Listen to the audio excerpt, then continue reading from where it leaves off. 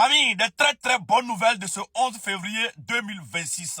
Son Excellence le capitaine Ibrahim Traoré, le bâtisseur du Burkina Faso, vient de frapper encore très fort. Oui, ce matin 11 février 2026, le chef du gouvernement, le premier ministre Rimtalba Jean-Emmanuel Ouedraogo, a procédé à la remise de 65 camions sans crédit pour renforcer la capacité opérationnelle. Et tout ça là, à 5 milliards et demi.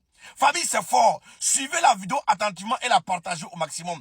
N'oubliez pas d'écrire en commentaire « Vive son excellent le capitaine Ibrahim Traoré, le bâtisseur du Burkina Faso ». Famille, c'est fort. Ce matin, nous avons procédé à la remise d'un lot de matériel et surtout de moyens logistiques au nom du camarade président du Faso. Et comme vous l'avez vu, il s'agit de 64 camions de plusieurs gabarits, de plusieurs catégories. Et ce lot de moyens logistiques a été acquis entièrement sur le budget de l'État. Il a consenti un effort de près de 5 milliards et demi pour son acquisition.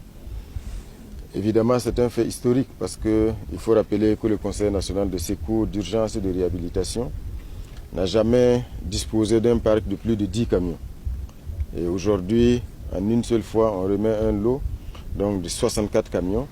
Et c'est un premier lot, parce que l'ambition, c'est d'acquérir davantage de moyens logistiques au profit du Conseil national de secours, d'urgence et de réhabilitation. Et l'ambition, comme vous le savez, c'est de rendre ce conseil-là autonome.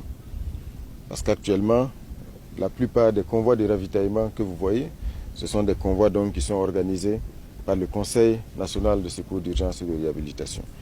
Et la plupart du temps, effectivement, faute de disposer donc de moyens logistiques, le Conseil est obligé de recourir donc à des prestataires, ce qui n'est pas évident, ce qui ralentit donc la réactivité du Conseil et compromet l'efficacité des opérations.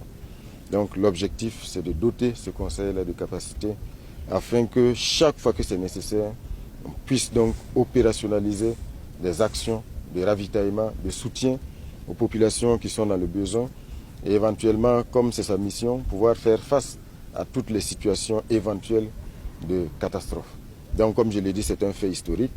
Et évidemment, tout en remettant ce lot de matériel là, au nom du camarade président du Faso, j'ai engagé la camarade ministre de la Famille et de la Solidarité à veiller donc à un usage optimal de ce matériel là qui a été acquis grâce à la sueur et au labeur du peuple burkinabé, afin donc d'assurer sa durabilité et surtout que ça puisse apporter une solution durable au manque de moyens logistiques donc